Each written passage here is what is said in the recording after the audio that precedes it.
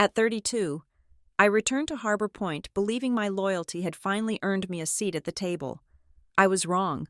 My father had already handed our family empire to my sister, Brielle, but the real knife in my ribs wasn't the loss of the company. It was my mother's cold explanation. "You were never meant to inherit anything," she said. "I wasn't their legacy. I was just their insurance policy." The salty dampness of Harbor Point hit me the moment I rolled down the window of my sedan. It was a specific smell, 1 part brine, 2 parts industrial exhaust, and it had been the perfume of my childhood. At 32, returning here felt less like a homecoming and more like checking the structural integrity of a bridge I had spent 2 years ignoring. I had the degree in the trunk, a Master of Business Administration, framed in polite mahogany, wrapped in bubble wrap. It was my shield. It was the tangible proof that I was no longer just Alice the reliable, Alice the breathless assistant, Alice who fixed the printers and remembered the birthdays. I was Alice Griffin, graduate, strategist, and finally, I hoped, heir apparent to the floor operations of Griffin Harbor Works. My father, Edwin, had practically pushed me out the door 2 years ago. He told me to go get the pedigree. He told me the company needed modern eyes.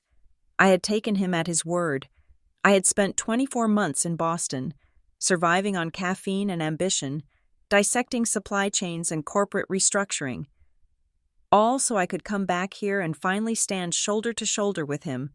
The iron gates of the family estate groaned as they swung open. The house was exactly as I left it. A sprawling Victorian beast painted a severe slate gray, perched on a bluff overlooking the Atlantic. It was a house that demanded posture.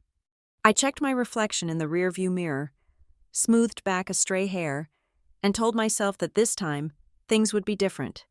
I was not the girl who left. I was the woman returning. My mother, Marianne, was waiting in the foyer. She wore cashmere the color of oatmeal and a smile that didn't quite reach her eyes. It was her standard greeting for guests and daughters alike. "Alice," she said, leaning in to brush her cheek against mine without making contact. "You made good time." "Traffic was light," I said. She stepped back, her gaze sweeping over my blazer, my shoes, judging the cost and the fit in a single second.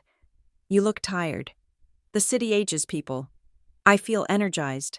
"Actually," I lied. "Is Dad home?" "In the study with Brielle. They are discussing the quarterly close." The mention of my sister's name tightened a screw at the base of my neck. Brielle, 3 years older, 4 inches taller, and infinitely sharper. If I was the dependable foundations of a house, Brielle was the chandelier, flashy, fragile, and hanging dangerously high. I left my bags in the hallway and walked toward the study. The heavy oak doors were closed. I could hear the murmur of voices, my father's baritone, low and weary, and Brielle's rapid-fire soprano. I hesitated, hand hovering over the brass knob. I should have knocked. Instead, I opened it. They stopped talking immediately. My father was behind the massive desk that had belonged to his father. He looked smaller than I remembered. His skin had a grayish cast, like old parchment, and his shoulders were hunched as if the wool of his suit was too heavy. Brielle sat on the edge of the desk, swinging a leg. She looked radiant, holding a tablet like a weapon. "Alice?" Brielle said, sliding off the desk. "We didn't expect you until dinner." "I finished the drive early," I said, crossing the room to kiss my father's cheek. He smelled of peppermint and old paper. He patted my hand, but his eyes darted to Brielle before settling on me. "Good to have you back." "Allie," he said. His voice was thin. I looked at the spreadsheets spread out on the desk, yield variances, labor cost projections, the language I had just spent 2 years mastering.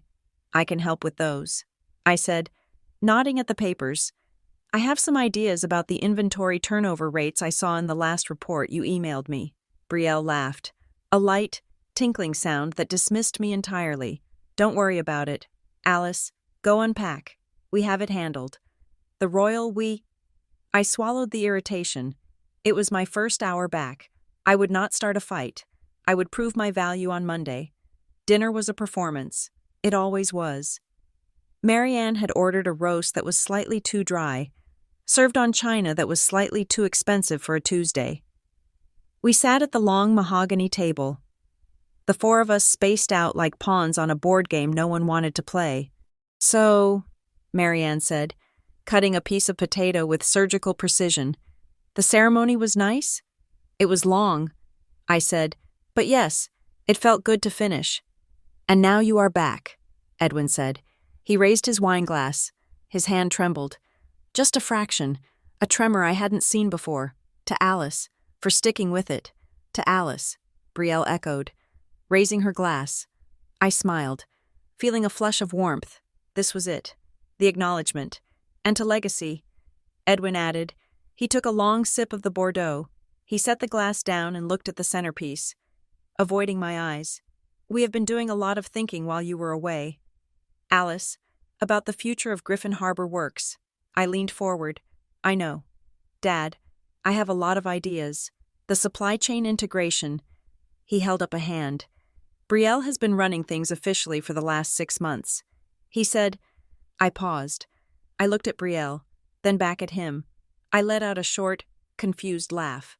"Well, of course she has," I said. "I was in Boston. Someone had to steer the ship while I was finishing the degree." "I appreciate you stepping up, Brielle." The room went quiet. The silence stretched, thick and uncomfortable. Marianne continued to cut her meat. Brielle took a sip of water, her eyes fixed on me over the rim of the glass.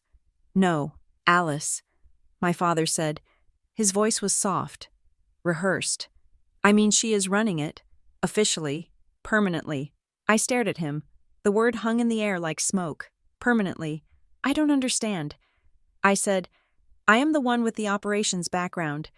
Brielle is marketing. She is client relations. She hates the factory floor. Reviewing the financials requires a CEO who understands the broader narrative," Brielle said smoothly. "Dad and I decided it was best for the continuity of the business." "Continuity?" I asked. "I have worked on that floor since I was 16. I know the name of every shift supervisor. I just spent 2 years getting an advanced degree specifically to take over operations." "And we are very proud of you," Marianne said, not looking up. "It is a lovely accomplishment. This isn't a hobby." "Mother," I snapped, "this is my career." "Dad, we talked about this. When I left, you said, things change." Edwin whispered. He looked pale. He reached for his water glass and missed, his fingers knocking against the crystal. Brielle reached out and steadied it for him. "He is tired." "Alice," Brielle said sharply, "don't badger him." "I am not badgering him. I am asking why I was replaced before I even got home." "You weren't replaced," Edwin said, finding his voice. You have other strengths." I sat back. The wind knocked out of me. I looked at the three of them. A united front. I was the audience member who had wandered onto the stage by mistake. "We can discuss your role later," Brielle said, dismissing the subject. "Tonight is a celebration. Eat your roast." I didn't sleep. I lay in my old twin bed, staring at the ceiling, replaying the conversation. It had to be a misunderstanding, a temporary title bump to keep Brielle happy while I was gone. My father was a traditionalist. He valued sweat equity. He knew I was the only one who could actually run the machines if the power went out. The next morning, I dressed in my navy suit. I pinned my hair back. I put on the watch my father had given me for my 25th birthday. I drove to the plant with the sunrise, needing to feel the rhythm of the place. Griffin Harbor Works sat on the edge of the water, a sprawling complex of brick and corrugated steel. We manufactured high-grade marine components, winches, pulleys, hydraulic systems. It was unglamorous, heavy work, and I loved it. I walked to the security gate. Old Mr. Henderson was there, nursing his coffee. "Morning, Mr. Henderson," I said, swiping my badge. The light on the reader turned red. "Access denied." He looked up, squinting. "Miss Alice? I didn't know you were back." "I am," I said, trying to keep my voice light. My badge must have expired while I was away. Can you buzz me in? I can't. Miss Alice. New protocols. All visitors have to go through the front desk. Visitors. It's okay. I said, I will go around. I walked to the glass-fronted lobby. The receptionist was new. A young woman with bright pink nails who didn't know my name. I am here to see Edwin Griffin. I said, I am his daughter. She typed something into her computer. Mr. Griffin isn't in yet, but I have a note here to send you to HR. 4th floor. HR? I asked. Why would I go to HR? She shrugged. That is what the system says. I took the elevator up. The hallway smelled of carpet cleaner and ozone. The HR director, a woman named Sharon who had known me since I was 12, was gone. In her office sat a man I had never met, wearing a slim-fit suit and a smile that showed too many teeth. Alice Griffin? He asked, standing up. I am David. Great to meet you. Brielle mentioned you might be stopping by. I am not stopping by. I said, I work here, or I will be. As soon as we sort out the paperwork. Right, David said. He pulled a folder from his desk. He opened it and slid a document across the table. We are so excited to bring you on board, he said, but with the new corporate structure, we need to get everyone compliant. Standard procedure. Just need a signature here. I looked down. It was a non-disclosure agreement, a restrictive one. I have never signed an NDA for my own family company. I said, everyone signs one now. David said, even Brielle. It protects the IP. I flipped through the pages. My eyes caught the header on the second page. Griffin Harbor Works, a subsidiary of Harbor Ridge Holdings, LLC. Harbor Ridge. Holdings? I asked. What is this? That is the parent entity, David said. Since when? Since the restructure. About 7 months ago. I stared at the paper. 7 months ago. I was in the middle of my final exams. I hadn't even applied for graduation yet. I want to see the leadership chart, I said. David hesitated. That is internal data. Alice, until you are an employee, show me the chart. David, or I'm walking into my father's office and asking him why his HR director is stonewalling his daughter. He sighed and clicked his mouse. He turned the monitor toward me. It was a sleek, color-coded organizational tree. At the very top, in a box shaded royal blue, was Harbor Ridge Holdings, LLC. Below that, Chief Executive Officer, Brielle Griffin. Below that, Board of Directors. I scanned the voting rights. Brielle Griffin, majority voting member. My father's name was there, but it was off to the side. Chairman Emeritus, a title that meant nothing, a title for retirees and figureheads. I felt the blood drain from my face. My father hadn't just given her the title. He had given her the company. He had transferred control while I was 400 miles away. Burying my head in textbooks, I stood up. I didn't sign the paper. I walked out of the office, past the startled receptionist, and back to my car. My hands were shaking so badly I couldn't get the key into the ignition. I found my mother in the greenhouse. She was pruning orchids, snapping the dead heads off with a terrifying efficiency. The air was humid and smelled of wet earth. Did you know? I asked from the doorway. She didn't turn around. You will have to be more specific. Alice, about Harbor Ridge Holdings. About Dad transferring the voting rights to Brielle, she paused, her shears hovering over a delicate purple bloom. Of course I knew. I signed the paperwork. You signed it? I walked further into the room, my heels clicking on the stone pavers. Mom, that company has been in our family for 4 generations.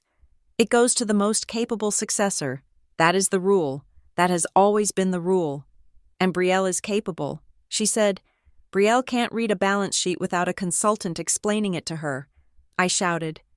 The sound echoed off the glass walls. Marianne turned slowly. Her face was composed, her expression unreadable.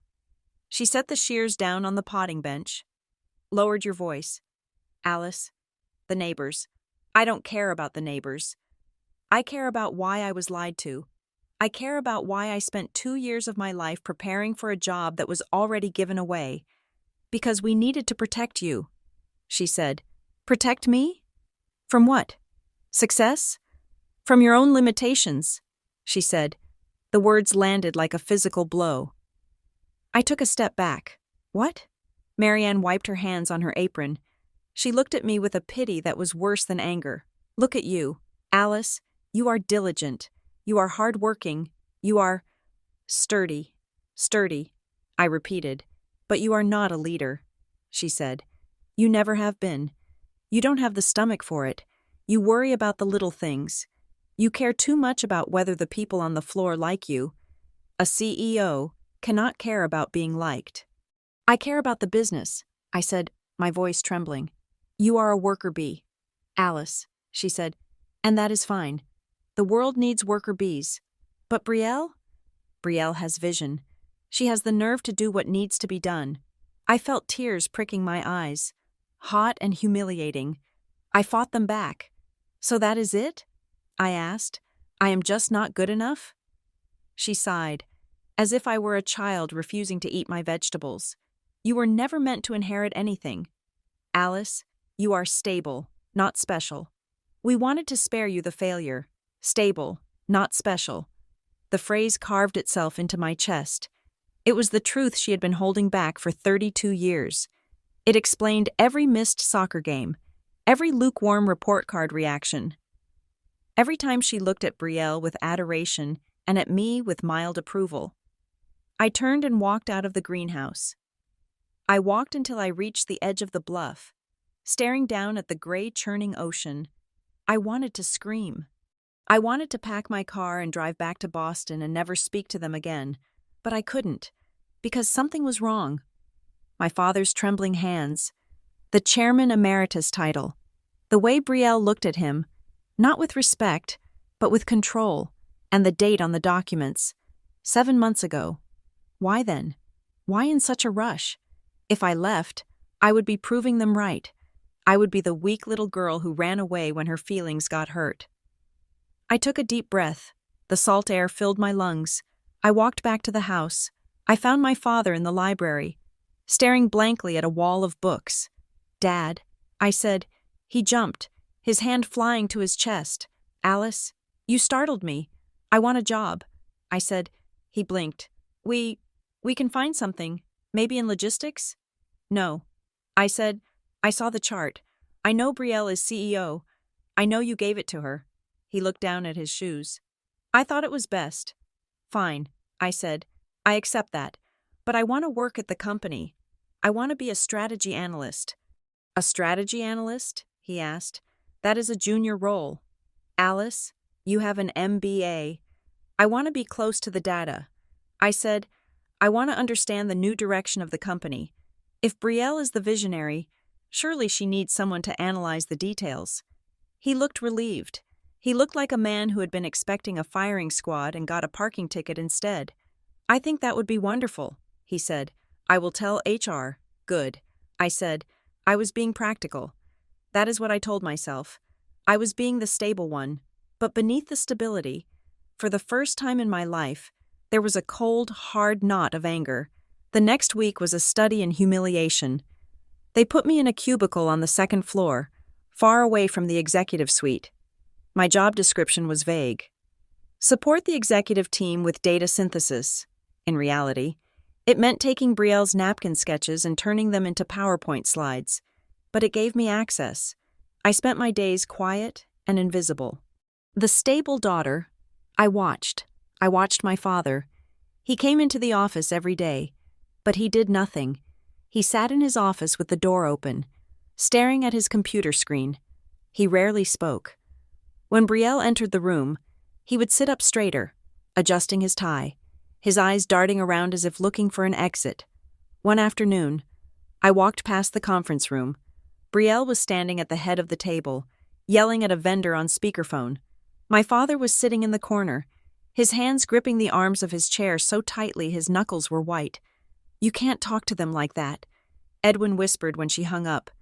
Brielle spun around. I will talk to them however I need to. Dad, unless you want to handle the cash flow problem yourself? He flinched, actually flinched. I didn't think so, she said. I backed away before they saw me. My father wasn't just retired. He was terrified. On Friday, I met Landon Say. I was in the break room, trying to fix the coffee machine that had been broken since Tuesday. It is the pressure valve, a smooth voice said behind me. I turned. A man stood there, leaning against the doorframe. He was in his early 40s, wearing a charcoal suit that cost more than my car. He had eyes that were a piercing, unnatural blue. Landon Say, he said, extending a hand. General Counsel, Alice Griffin, I said. Taking his hand, his grip was dry and firm. I know, he said. The prodigal daughter. Welcome back. Thanks, I said, turning back to the machine. I didn't know we had an in-house general counsel. We always use the firm in town. Things have become more complex, Landon said. A company of this size needs dedicated protection. Protection from what? I asked. He stepped closer. He smelled of sandalwood and something metallic. Market forces, he said. Regulatory oversight. Liability. He picked up a stir stick and idly twisted it between his fingers. I see you have settled into the analyst role, he said. That is good. It is good to see you finding your place. It is a start, I said. Landon smiled. It was a smile that didn't involve his eyes. You know, Alice, families are tricky things, business families especially. Sometimes, when people come back after a long time away, they see things out of context. Out of context? They see shadows where there are just trees. They ask questions that stir up old dust. I looked at him. The warning was polite, wrapped in corporate speak, but the threat was unmistakable. I am just here to work. Landon, I said, I am not looking to stir up dust. Excellent, he said. He dropped the stir stick into the trash. Because we would hate to see you unhappy here. Your father needs peace. Alice, he is fragile. We all just want what is best for him. He walked out, leaving me alone with the hissing coffee machine. That night, I was unpacking the last of my boxes in the guest cottage behind the main house. I had refused to stay in my childhood bedroom. I opened the zippered lining of my large suitcase. I hadn't checked it since I packed in Boston. Tucked deep inside, between the lining and the hard shell, was a card. It was a generic graduation card. Congratulations, with a cartoon owl. I opened it. There was no signature. No love, Dad, no check. Just a small, silver key taped to the cardstock. It looked like a key for a padlock or a storage unit. Below it, in handwriting I recognized instantly, the jagged, hurried scrawl of my father, were 2 words, Doc 9. I stared at the card. My heart hammered against my ribs. He must have slipped it in when he visited me in Boston 3 months ago. He had been planning this. Doc 9. I looked out the window toward the main house. The lights were on in the study. I could see Brielle's silhouette pacing back and forth. My mother was right. I wasn't special. I wasn't the chosen heir. I wasn't the visionary. But as I closed my fist around the cold metal of the key, I realized something else. I was the only one paying attention. I turned off the light and sat in the dark, the key biting into my palm. The stable daughter was done. It was time to find out what my father was so afraid of. Dock 9 was not a place where you took a luxury sedan. It was a row of corrugated metal storage units tucked behind the commercial shipping yards, where the air tasted of diesel and rotting kelp.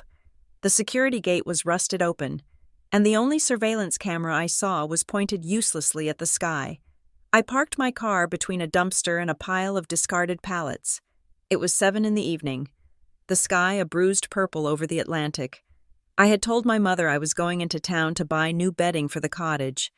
It was a lie that felt thin even as I said it, but Marianne had been too busy coordinating the flower arrangements for the lobby to notice my shaking hands.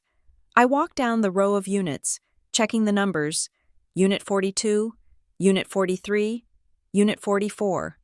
The lock was a heavy brass padlock, the kind my father used to use on the tool sheds when I was a child. I pulled the key from my pocket. It slid in with a satisfying click. I heaved the rolling door upward. It screamed against its tracks, the sound echoing like a gunshot in the empty lot. I fumbled for the light switch. A single bulb flickered to life, illuminating a 10 by 10 space that smelled of mildew and old paper. It was not filled with furniture or golf clubs. It was filled with bankers' boxes, dozens of them, stacked floor to ceiling. I stepped inside and pulled the door down behind me, leaving it cracked just enough for ventilation. I walked to the nearest stack. The label on the side was written in my father's jagged scrawl, E.G. Private, 2018 to 2023. I opened the lid. Inside were binders. Not the glossy, sanitized reports Brielle presented to the board, but the raw, ugly guts of a company. Vendor disputes, OSHA warnings, tax correspondence, and right on top, resting on a stack of blue folders, was a thick manila envelope. It was sealed with heavy tape. Written across the front in black marker were 5 words that made the breath catch in my throat. If I can't fix this. I sat down on the cold concrete floor. My heart was hammering against my ribs, a frantic rhythm that seemed too loud for the small space. I tore the tape. Papers slid out into my lap. I picked up the first document. It was a copy of the minutes from an emergency board meeting dated October 14th of last year. The header was standard. Griffin Harbor Works, special session. I scanned the attendees. Brielle Griffin, Marianne Griffin, Landon Say, acting as secretary, and Edwin Griffin, participating via teleconference. The agenda item was single and devastating. Motion to restructure corporate ownership and transfer majority voting control to Harbor Ridge Holdings, LLC. I read the resolution. It authorized the immediate transfer of my father's Class A shares to the new entity, effectively stripping him of power and installing Brielle as the irrevocable manager of the holding company. The vote was unanimous. I stared at the date. October 14th.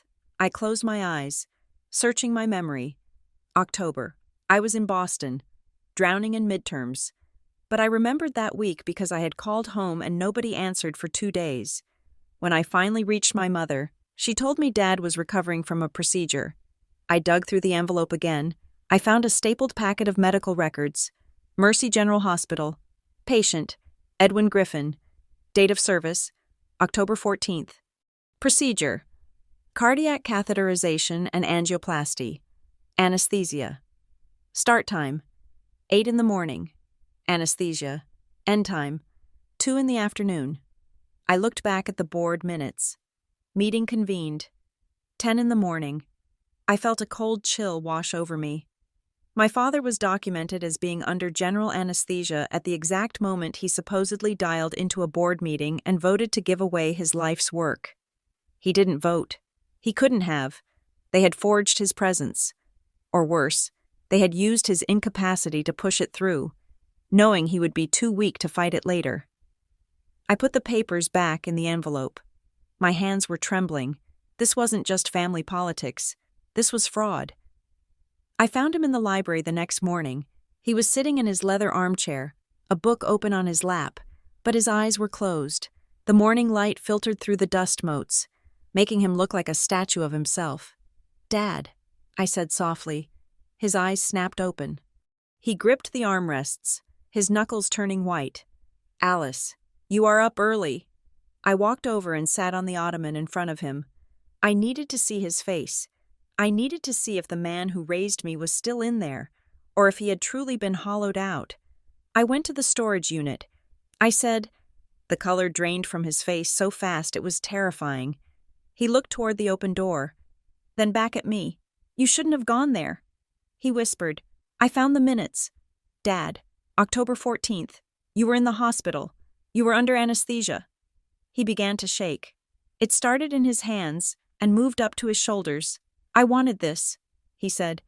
The words were automatic, like a prayer he had memorized to keep the devil away. "I wanted Brielle to take over. It was time." "You were unconscious," I said, keeping my voice low and urgent. "You couldn't have voted. They stole it from you." "No," he hissed. He leaned forward, grabbing my wrist. His grip was surprisingly strong. "It was a legitimate transfer. I signed the ratification later. I made it legal." "Why?" I asked. "Why would you ratify a lie?" "Because I had to." He stopped, his chest heaving. He looked at the door again. He looked at the ceiling. as if the house itself was listening. "Are you safe?" he asked. The question hung between us, absurd and chilling. We were in our family library in a wealthy suburb. "What do you mean?" "Am I safe?" I asked. "At the cottage?" he said, his voice dropping to a barely audible murmur. "Do you lock the deadbolt? Do you check the windows?" "Dad, you are scaring me. You should be scared," he said. He let go of my wrist. He slumped back into the chair, the fight draining out of him. Just do your job. Alice, be the analyst. Don't look at the history. Just look forward. Please. For me?" I asked. He looked at me with eyes that were wet with tears. "No," he said.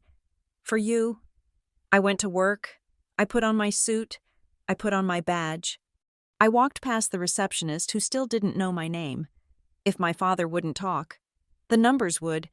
I sat in my cubicle and pulled up the accounts payable ledger.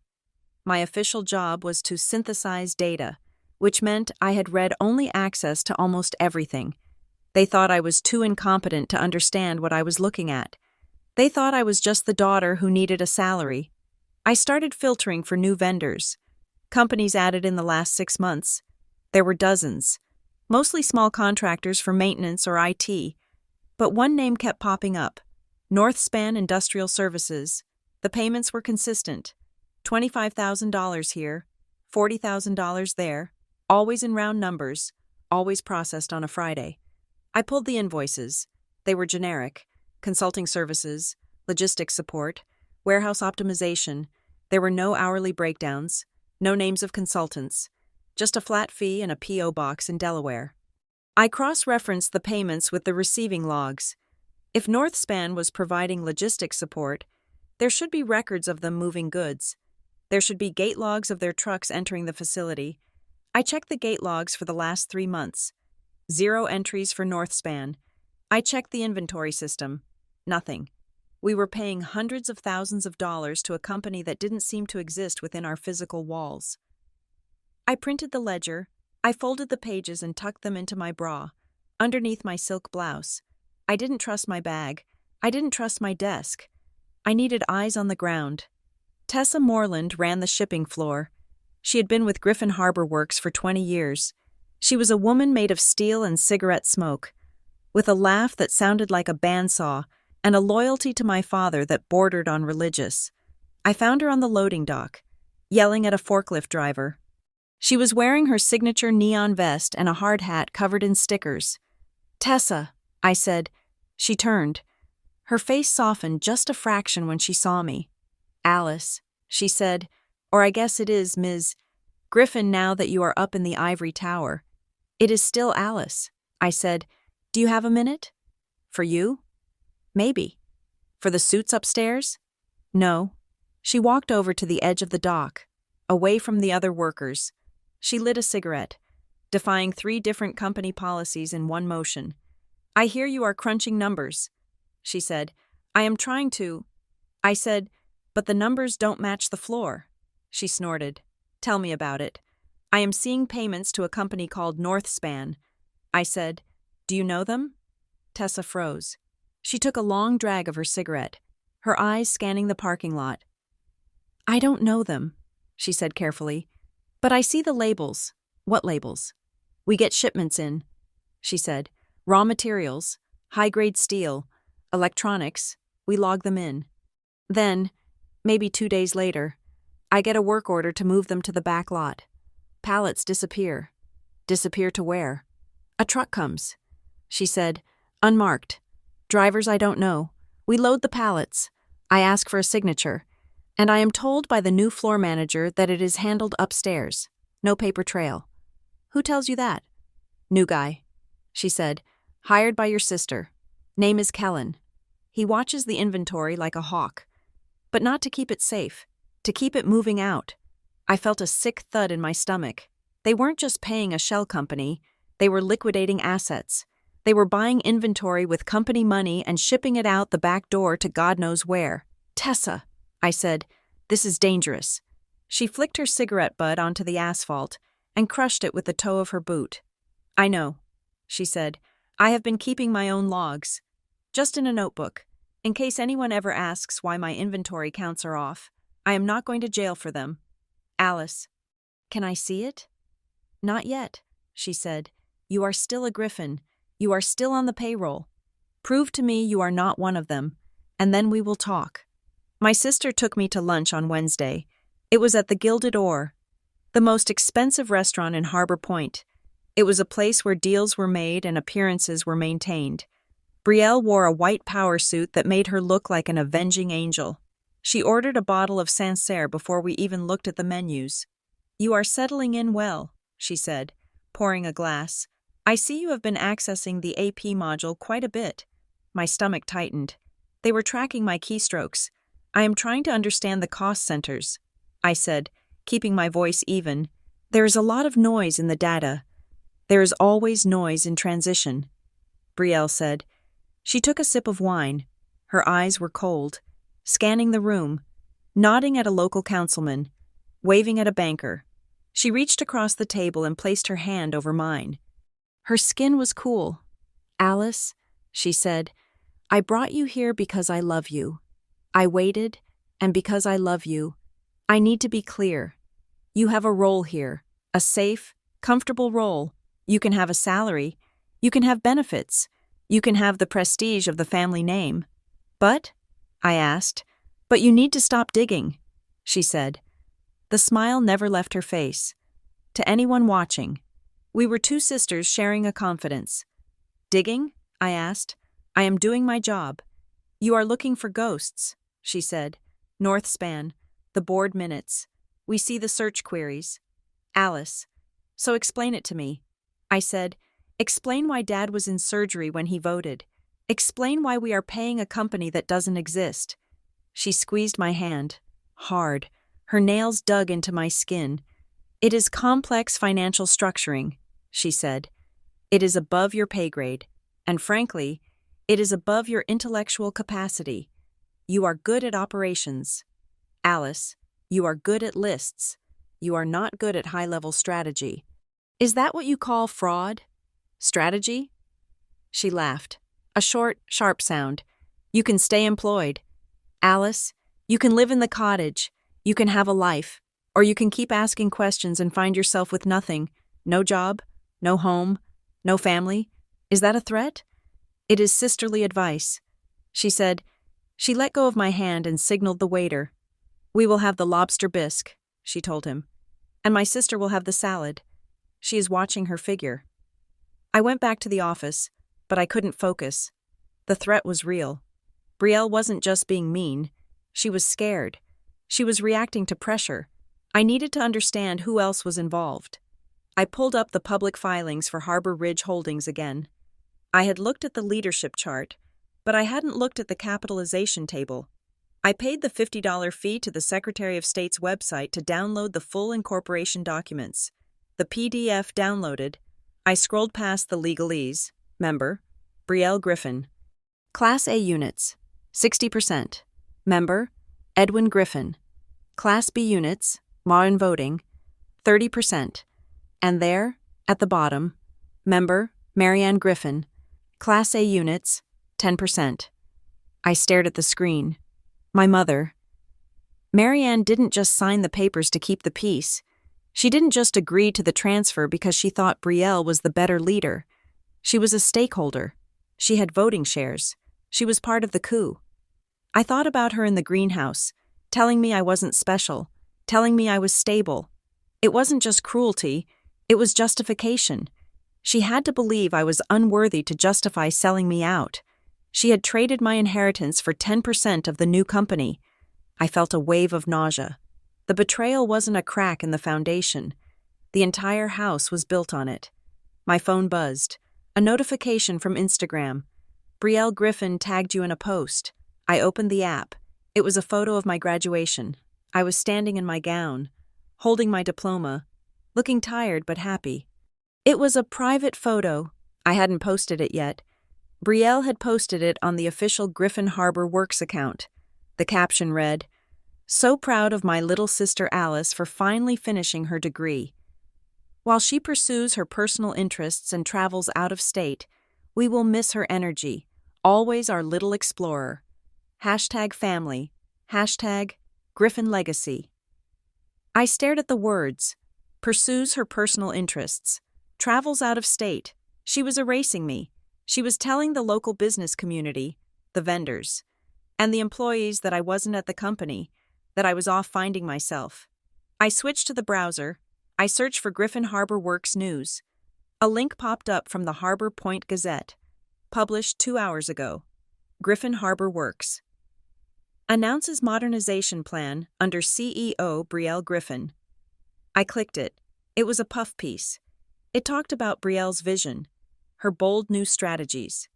And in the third paragraph, with Edwin Griffin retiring to an emeritus role and his younger daughter Alice Griffin declining a position to pursue personal projects, Brielle Griffin stands as the sole steward of the family legacy. I was in the building. I was sitting at a desk on the second floor, and publicly, I didn't exist. She wasn't just firing me, she was preemptively destroying my credibility. If I tried to blow the whistle now, I wouldn't be the insider exposing fraud. I would be the jealous, unemployed sister looking for a handout. It was brilliant. It was evil. I left the office early. I couldn't breathe in there. I went back to the cottage. I locked the door. I checked the windows, just like my father had asked. I sat at my kitchen table with the box from the storage unit. I needed to understand the why. Greed was simple, but this level of coordination, the medical sedation, the shell companies, the PR campaign, spoke of something deeper, something desperate. I pulled out one of my father's personal journals. It was a black moleskin. The pages crinkled with age. I started reading. Most of it was mundane. Production goals, notes about the weather, complaints about his hip pain. But then, in an entry from 3 years ago, I saw a name. Gwen Rowe called again. She says the money isn't enough. I frowned. I had never heard of a Gwen Rowe. I flipped forward a few months, met with Gwen. She threatened to go to Marianne. I can't let that happen. It would destroy everything. I felt a cold prickle on my neck. Was it an affair? Was my father being blackmailed for a mistress? That would explain the shame. That would explain why he let Brielle take over, if Brielle knew. She could hold it over him, but then I found the entry from last September, just weeks before the restructure. The bill is coming due. I thought I had more time. Brielle says she can handle it, but the cost is too high. She wants the company in exchange for fixing the mess with Rowe. And then, the final line, written in shaky, pressed hard ink. I promised I would protect Alice from the bill. If I give Brielle the chair, she swears she will keep Alice out of it. I have to save Alice. I closed the journal. The room was silent. Save for the hum of the refrigerator. The bill. It wasn't an affair. You don't protect your daughter from a mistress by giving away a manufacturing plant. The bill was something else. A debt. A crime. A mistake so colossal that my father was willing to cannibalize his own legacy to keep it buried. And he had sacrificed me, my career, my inheritance, my reputation, to save me from it. I looked at the graduation photo on my phone, face down on the table. He didn't think I was weak. He thought I was the only one worth saving. But he was wrong. He hadn't saved me. He had just left me in the dark with the wolves. I stood up and went to the window. I looked at the main house, blazing with light against the night sky. I wasn't going to run. I wasn't going to travel out of state. I was going to find Gwen Rowe, and I was going to find out exactly how much my family owed her. The rain in Harbor Point was relentless. It didn't wash things clean. It just made the grime slicker. I sat on the floor of my cottage, surrounded by the ghosts of my father's business decisions.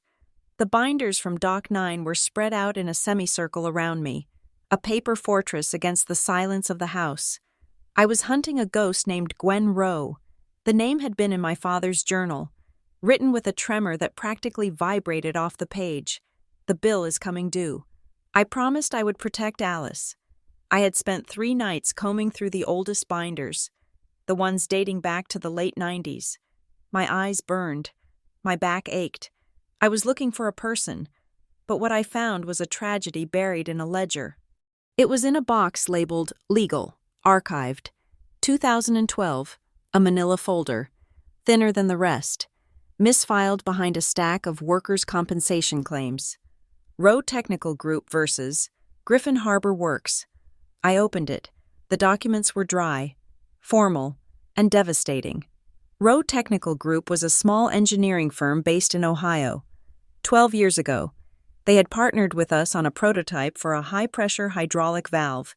It was supposed to be a revolution in marine winch technology. According to the complaint, Griffin Harbor Works had abruptly terminated the partnership, taken the prototype designs, and patented a nearly identical valve 6 months later. It was theft, plain and simple. But the lawsuit never went to trial. There was a settlement agreement, a quiet one. Griffin Harbor Works agrees to pay Rowe Technical Group the sum of $2 million, structured over 10 years. $2 million. I did the math. The payments were $200,000 a year. The final payment was due this year. But there was more. I flipped to the correspondence file attached to the back. There were emails printed out on old yellowing paper. From Gwen Rowe to Edwin Griffin. Date, November 12, 2012. Subject, the settlement, Edwin. I will sign. I will take the money. But you and I both know this isn't about the patent anymore. You destroyed my father's company to save your own quarterly numbers. You call yourself a family man. I hope your daughters never find out what you really are. I sat back, the paper trembling in my hand. Gwen Rowe wasn't a mistress. She was the daughter of a man my father had cheated, and the bill my father was so afraid of wasn't just the money. It was the exposure. If this settlement came to light, that the flagship product that saved our company in 2013 was stolen intellectual property, it would invalidate our patents. It would open us up to massive liability. It would destroy the Griffin legacy instantly. Brielle knew. That was why she had leverage. She must have found out about the payments, about the theft. She had used his shame to force him to hand over the keys. I promised I would protect Alice from the bill. He didn't give the company to Brielle because he loved her more. He gave it to her because she was willing to get her hands dirty to bury the body. And he wanted me to stay clean. It was a twisted, heartbreaking logic. He had disinherited me to save my soul. The next morning, the corporate summons arrived. It came in the form of a calendar invite from Landon Say. Subject, performance alignment. Location, executive conference room. Time, 10 o'clock. Performance alignment, in the corporate lexicon. That was one step before termination. I walked into the conference room 5 minutes early. Landon was already there, standing by the window, looking out at the gray harbor. He didn't turn when I entered. Have a seat. Alice, he said. I sat. I didn't open my notebook. I didn't take out a pen. I just folded my hands on the table and waited. Landon turned. He was wearing a suit that was a shade of blue so dark it looked black. He smiled, that tight, predatory smile that never reached his eyes. We have been reviewing your output for the last 2 weeks, he said, sliding into the chair opposite me. And? I asked. And we feel that the strategy analyst role isn't the best fit for your specific talents, he said. My specific talents. I repeated, You mean my ability to read a balance sheet? Landon chuckled softly. You are looking at the trees. Alice, we need you to look at the forest. You are getting bogged down in the minutiae of accounts payable. It is causing friction with the finance team. They feel monitored. They should be monitored. I said, I found payments to Northspan Industrial Services that don't match our receiving logs. We are bleeding cash to a ghost vendor. Landon didn't blink. Northspan is a strategic consulting partner, he said smoothly. Their work is confidential, and frankly, your obsession with them is becoming a liability. A liability to whom? I asked. To the company? Or to the people draining it? Landon leaned forward. The smile vanished. We want to move you. Alice, there is an opening in community outreach. You would be the face of the Griffin Foundation, planning charity galas, handing out scholarship checks. It is a public-facing role, very high visibility, very low stress, and no access to the financial system. I said, it is a promotion. Alice, the title is Director of Philanthropy. The salary is 20% higher than what you are making now. It is a bribe, I said. You are paying me to go away and plan parties while you strip the company for parts. Landon sighed.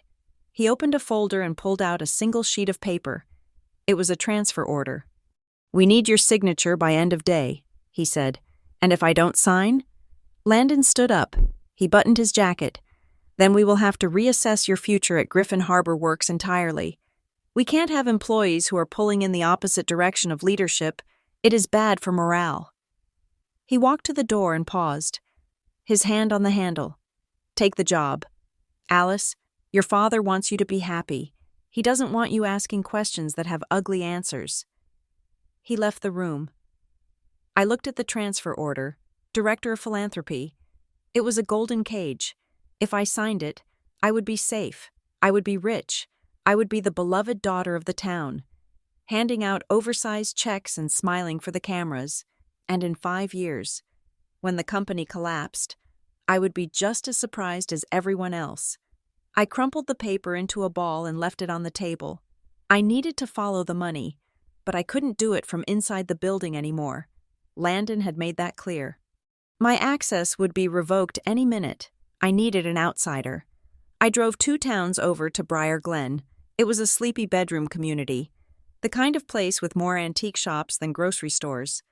I pulled up to a small, brick building with a sign that read, Prynne Associates. CPAs. Arthur Prynne had been our company accountant for 30 years, before Brielle fired him 6 months ago and replaced him with a shiny firm from Boston. Arthur knew where the bodies were buried, because he had helped dig the holes. The office smelled of peppermint and dust. Arthur was sitting behind a desk that was drowning in tax forms. He looked up when the bell on the door jingled.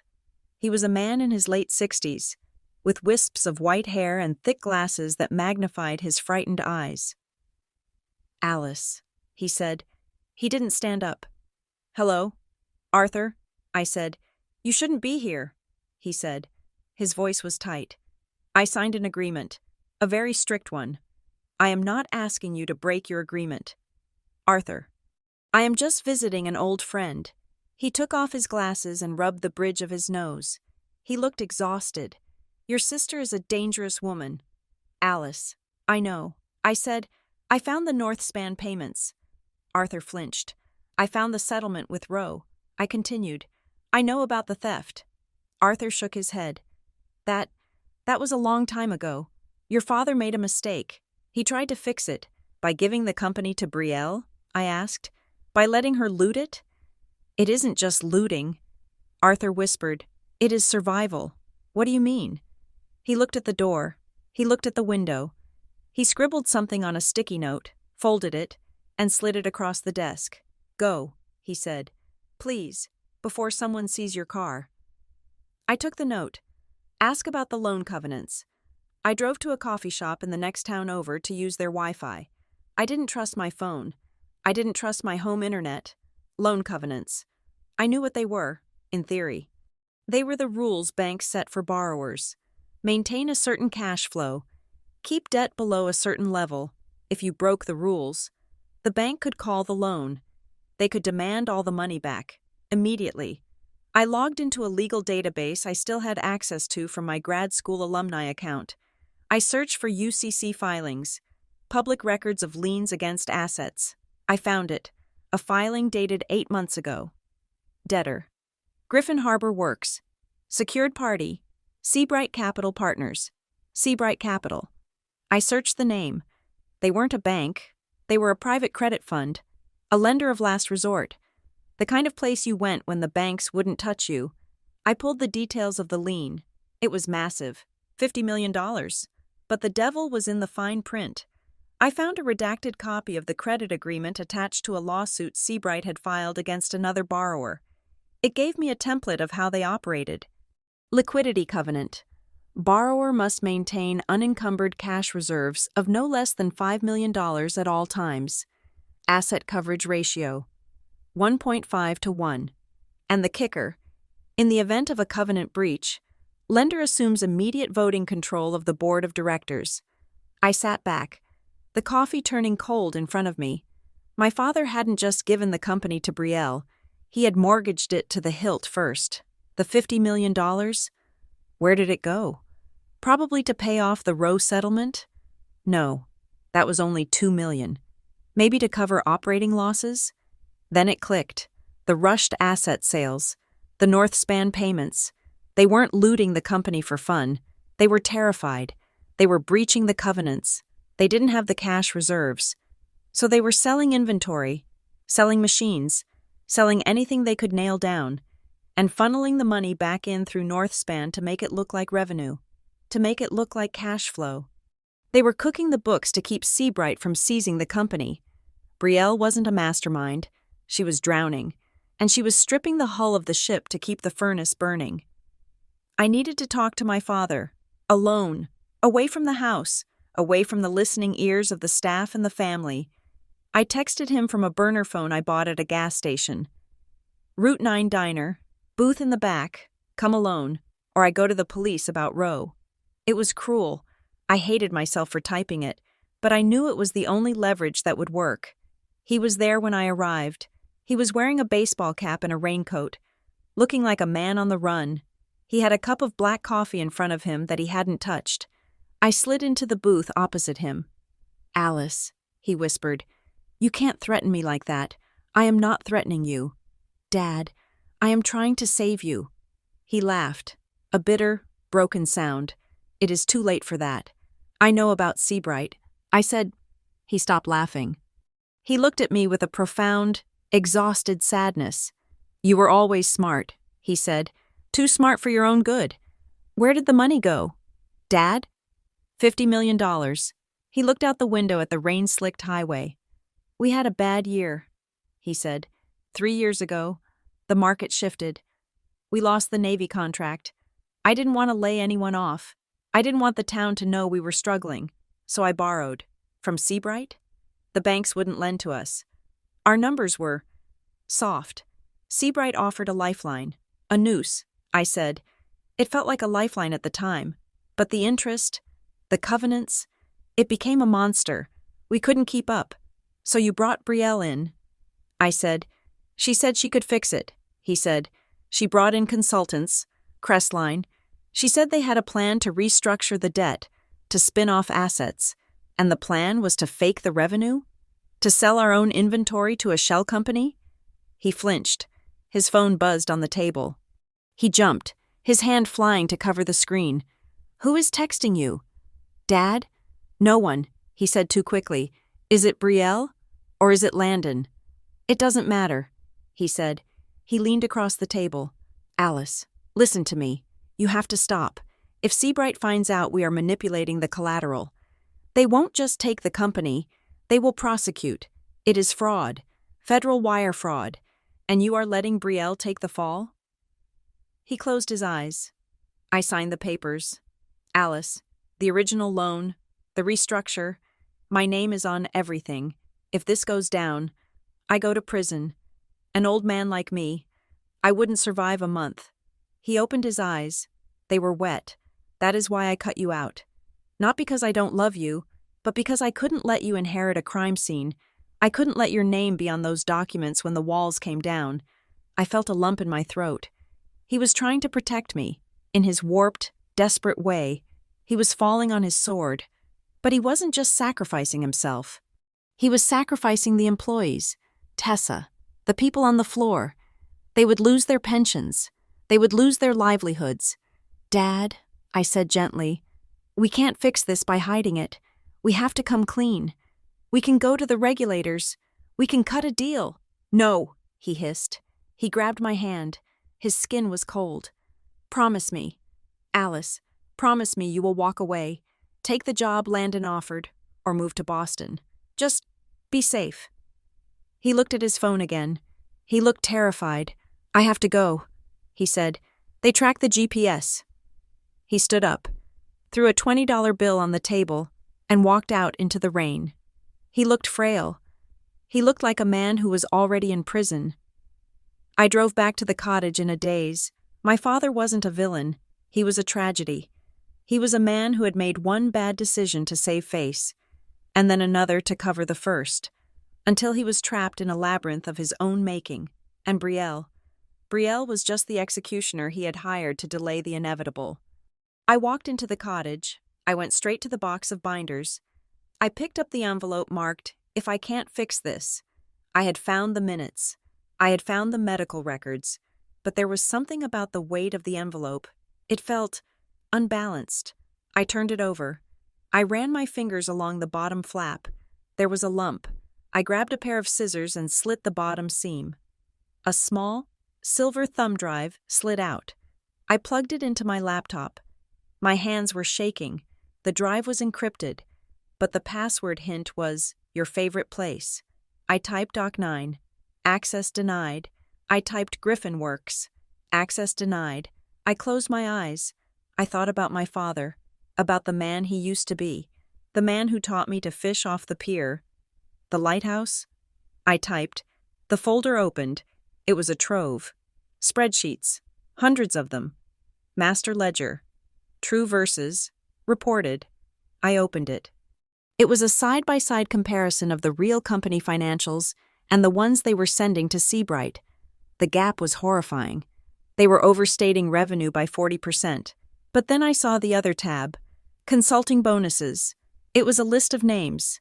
Employees, managers, board members, Landon Say, $50,000, restructure ratification, David, HR, $10,000, NDIA compliance, and then names I knew from the floor. Shift supervisors, inventory managers, people who had looked me in the eye and smiled. They had been paid off. They had been given bonuses to look the other way while trucks loaded with inventory disappeared in the middle of the night. And at the bottom of the list, a payment that made my stomach turn. Marianne Griffin, $100,000, advisory fee. My mother. She wasn't just a passive stakeholder. She was on the payroll. She had taken $100,000 of stolen money to sell her husband and daughter down the river. I sat there, the blue light of the screen illuminating the dark cottage. I had the smoking gun. If I took this to the authorities, it was over. The company would be seized. My father would go to prison. My mother would be indicted. Brielle would be ruined. The 300 employees at the plant would lose their jobs overnight. Griffin Harbor Works would cease to exist. But if I didn't, if I deleted the files and took the job in community outreach, then I became one of them. I became another name on the spreadsheet. Alice Griffin. Silence fee. I looked at the window. The rain had stopped, but the fog was rolling in, thick and heavy. I thought about Tessa Moreland. She wasn't on the list. She was keeping her own logs, risking her job to track the truth. She was the only innocent person left. If I stayed silent, Tessa would go down with the ship. They would blame her for the missing inventory. They would make her the scapegoat. I couldn't let that happen. I pulled the drive out of the computer. I put it in my pocket. I wasn't going to destroy the family. I was going to save the truth. But I couldn't do it alone. I needed armor. I needed a shark of my own.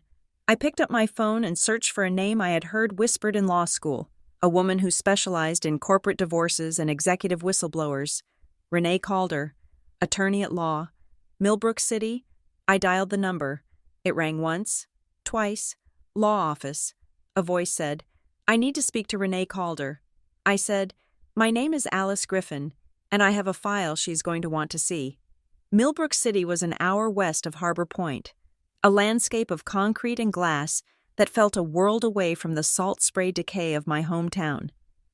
I sat in the waiting room of Calder Associates, clutching my handbag like it contained a bomb. In a way, it did.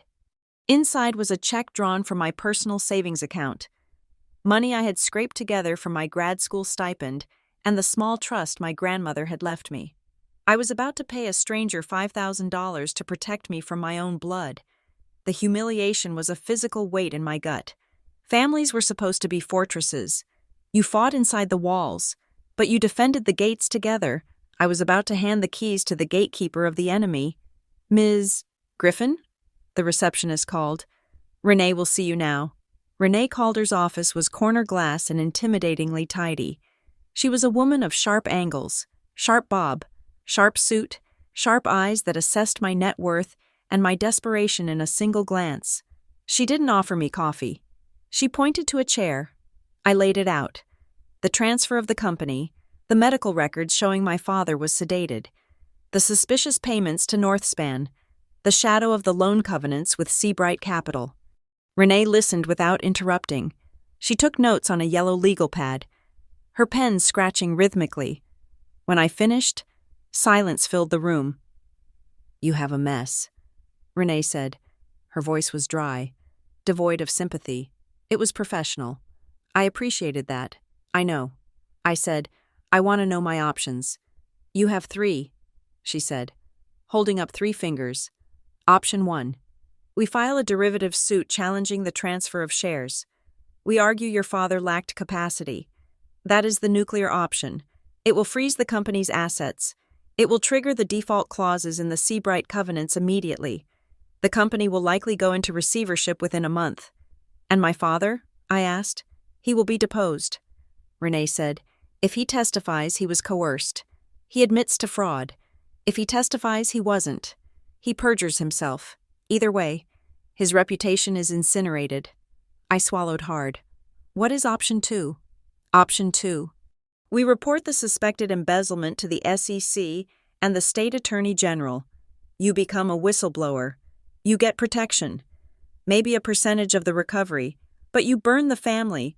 Your sister goes to jail. Your mother potentially goes to jail. Your father definitely goes to jail." I looked at my hands. "I couldn't do that. Not yet." "Option 3, Renee said, lowering her hand. "We file a Section 220 demand for books and records. It is a formal legal request to inspect the corporate ledger. It is aggressive, but it is standard. It signals that you are watching. It forces them to produce the real documents or explain to a judge why they won't." "What does that achieve?" I asked. "It fires a warning shot across the bow." She said, "It tells Brielle that you are not just a disgruntled sister. You are a shareholder with legal counsel. It might scare them into a settlement, or it might make them sloppy. But be warned." "Alice," Renee added, leaning forward, "the moment we file that letter, you are the enemy. They will retaliate. They will try to discredit you. They will try to starve you out. They have already started." I said, "Then we need to be faster." Renee said. She pushed a retainer agreement across the desk. $5,000 to start. Hourly rates apply after the first 10 hours. I took out my checkbook. My hand shook as I wrote the numbers. $5,000. It was half my savings. I handed it to her. "Welcome to the fight." "Alice," she said. I drove home with the retainer agreement burning a hole in my passenger seat. The reality of what I had done was setting in. I had just weaponized the law against my family. I needed to give them one last chance. Not Brielle. She was too far gone. But my mother. I found Marianne in the kitchen. She was arranging hydrangeas in a crystal vase. Her movements jerky and anxious. The house was quiet. My father was at the office. Brielle was at a strategy lunch. "Mom," I said, "Hey." She dropped a stem. It snapped on the marble counter. "Alice," she said, not looking at me. "You startled me. We need to talk." I said. I pulled a stool out and sat down. "I am busy." "Alice, the gala is in 3 weeks, and the caterer is—" "I know about the debt," I said. She froze. Her hands hovered over the blue petals. "I know about Seabright Capital." I continued. "I know about the loan covenants, and I know you are taking consulting fees from the company to look the other way." She turned slowly. Her face was pale, her lipstick a stark slash of red against her skin. "You don't know what you're talking about," she whispered. "I know everything. Mom, I know Dad signed the company away because he was terrified of the debt. I know Brielle is selling off inventory to make the payments, and I know you signed off on it."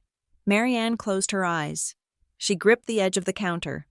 "We were going to lose the house," she said. Her voice was thin, trembling. "What?" 3 years ago," she said, opening her eyes. They were wet. "Your father. He made bad bets. The Navy contract was canceled. We were leveraged to the hilt. The banks were calling every day. They were going to take the house. Alice, this house, my greenhouse, everything we built. So you let him break the law? I asked. I let him save us, she cried. She slammed her hand on the counter. Do you think I wanted this? Do you think I wanted to sign those papers? He begged me. Alice, he said he had a plan. He said if we could just bridge the gap for 2 years, we would be fine. And the consulting fees? I asked quietly. The $100,000? We have expenses, she snapped. Your father's salary was cut when he went emeritus. We have the club dues, the maintenance on the estate. We have appearances to keep up. If people knew we were broke, if they knew. She trailed off, horrified by her own admission. So it is about pride, I said. You sold my inheritance to pay the country club dues. It is about survival, she insisted. We did it to keep the family alive, to keep the name clean. The name isn't clean. Mom, I said, it is built on fraud, and it is going to collapse. You have to help me stop Brielle. If we go to the board now, if we confess. Confess? She laughed. A harsh, jagged sound. And go to prison? No. Alice, we are in too deep. We have to ride it out. Brielle says the new deal with Crestline will fix everything. Brielle is lying to you. I said, she is stripping the company. She is saving us. Marianne screamed. She is the only one doing anything. You just judge. You sit there with your degree and your morals and you judge us. You have no idea what it takes to keep a world like this spinning. I stood up. I looked at the woman who had raised me. I saw the fear in her eyes, the desperate, clawing need to maintain the illusion of perfection. You are right, I said. I don't know what it takes. And I never want to. I walked out of the kitchen. I heard the vase shatter behind me. The retaliation was swift. I arrived at the office the next morning at 8. I swiped my badge at the turnstile. Beep, red light, access denied. I frowned. I swiped again. Access denied. The security guard, a new hire named Paul, looked up from his desk. He looked uncomfortable. Ms. Griffin, he said, I have been told your access is revoked. Revoked? I asked. By whom? I stepped out of the line as employees filed past me, avoiding eye contact. My phone buzzed. It was an email, not to my work account, but to my personal Gmail. Subject: Notice of role elimination. I opened it. It was from HR.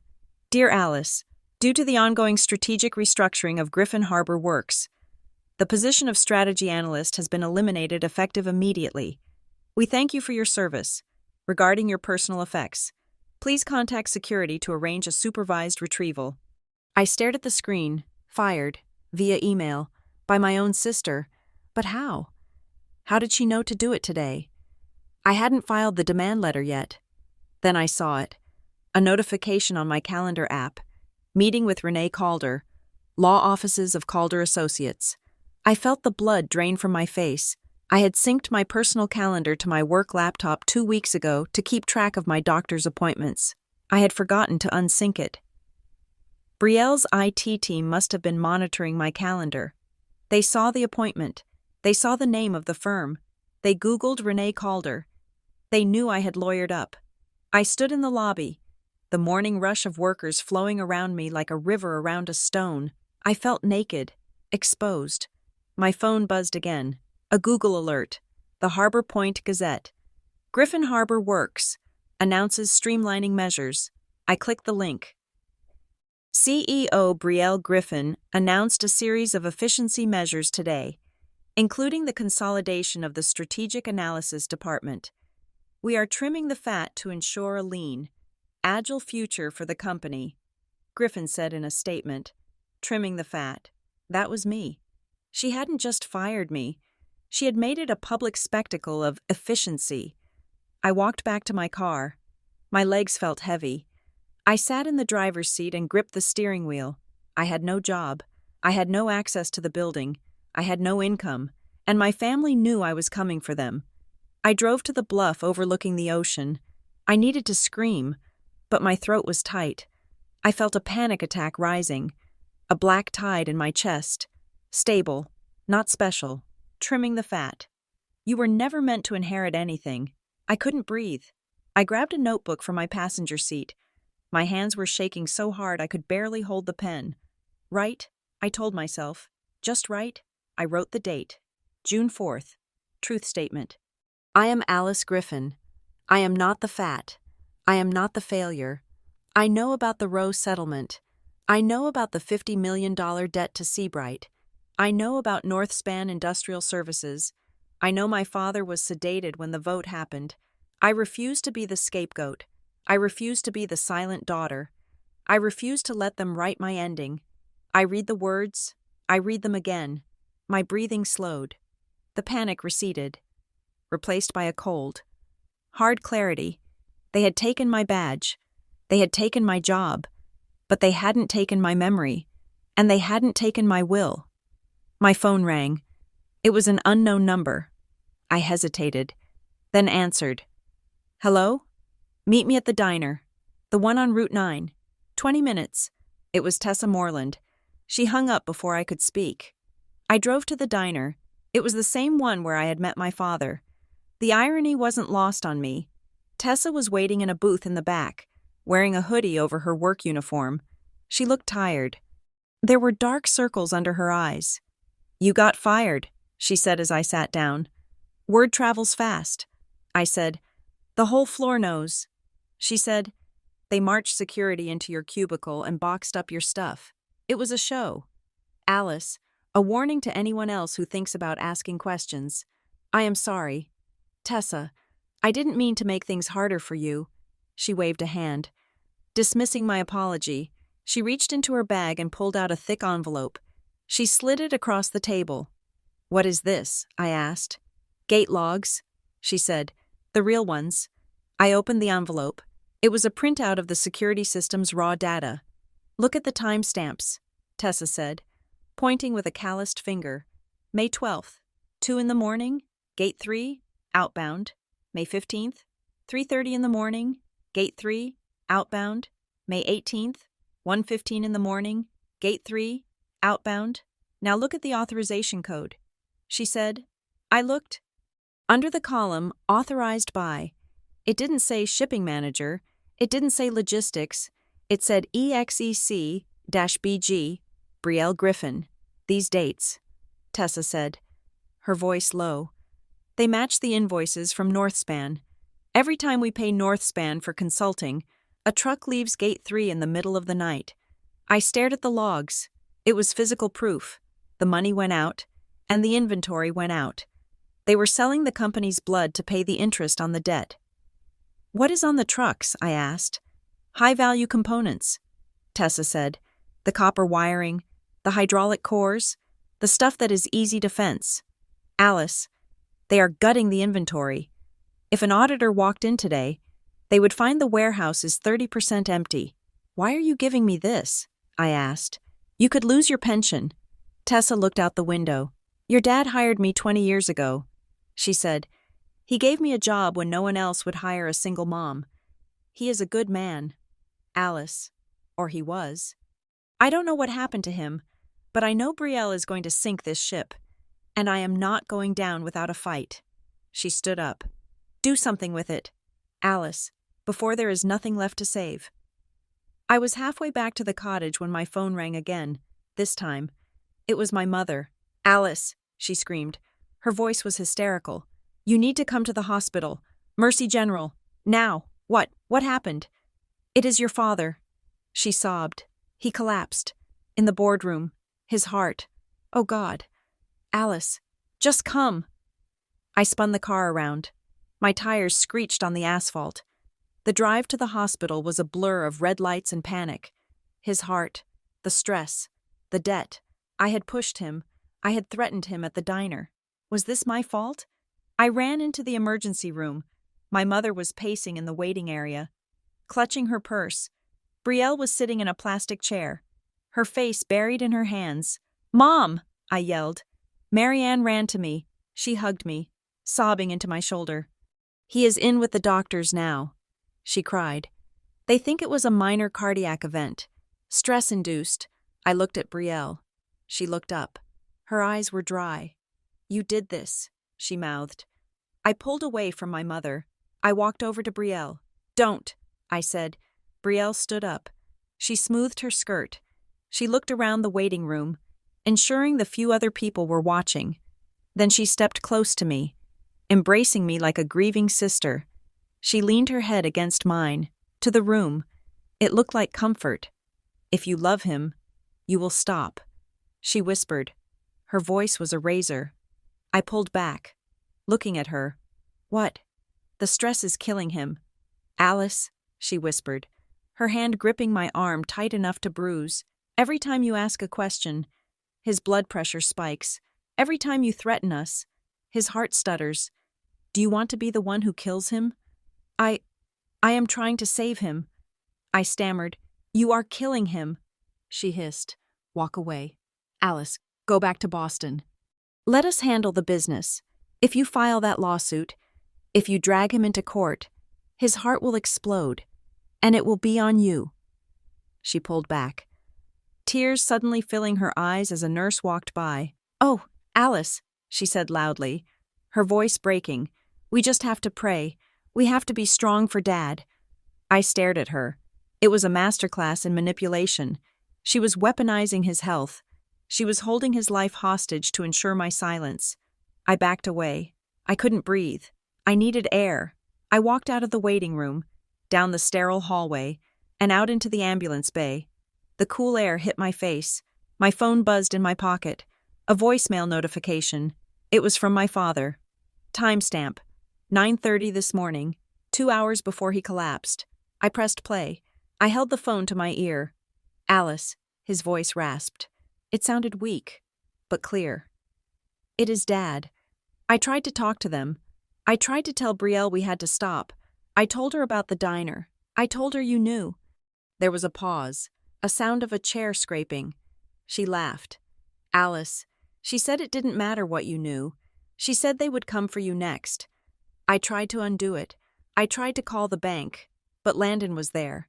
He took the phone. His voice broke. "I am so sorry. Baby girl, I am so sorry. Don't come to the office. Stay away. They are cornered animals, and they are going to bite." The message ended. I stood there in the ambulance bay, the automated voice asking if I wanted to save the message. He hadn't collapsed from stress. He had collapsed because he tried to fight back.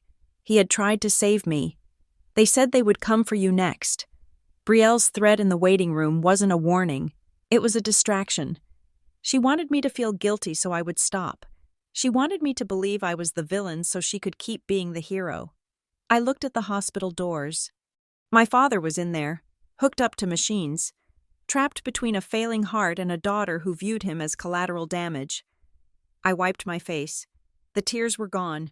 I wasn't going to burn it down blindly. I wasn't going to scream and shout and let them paint me as the unstable sister. I was going to be the surgeon. I was going to cut the cancer out, even if I had to break the ribs to get to it. I pulled up my email. I found the draft I had started to Renee Calder. Subject: Authorization to file. I typed, "Renee, file the Section 220 demand, immediately.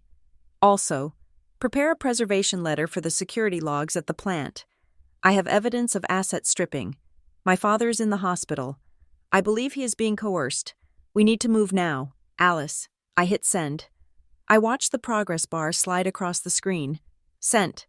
I turned back to the hospital. I walked back inside. I wasn't going to leave him alone with them. Not ever again. The response from the board arrived on a Tuesday morning, delivered by a courier who refused to make eye contact. It was a heavy banker's box, taped shut with aggressive layers of packing tape. I sat on the floor of my new apartment in Millbrook City, a sterile one-bedroom rental I had leased 3 days ago because I could no longer sleep in the guest cottage knowing my sister had the keys, and sliced it open. Renee Calder sat on my sofa, her heels resting on the coffee table. "Well?" she asked. "Did they play nice?" I pulled out the first binder. It was labeled Board Minutes, Fiscal Year 2023. I opened it. Black, page after page was washed in black ink, redaction bars thick enough to hide a war crime. I flipped to the section for October, the month of the transfer, the month my father was sedated. Meeting date, October 14th. Attendees, redacted, redacted, redacted. Agenda, strategic realignment and redacted. The resolution itself, the vote that stripped my father of his legacy, was a single paragraph of black ink, followed by the word approved. They are mocking us, I said, tossing the binder onto the rug. This isn't compliance. It is a joke. Renee picked up a letter that had been resting on top of the documents. It was on heavy cream-colored stationery with the letterhead of a prestigious Manhattan law firm, Landon Say's External Muscle. Read the cover letter. Renee said, I scanned the text.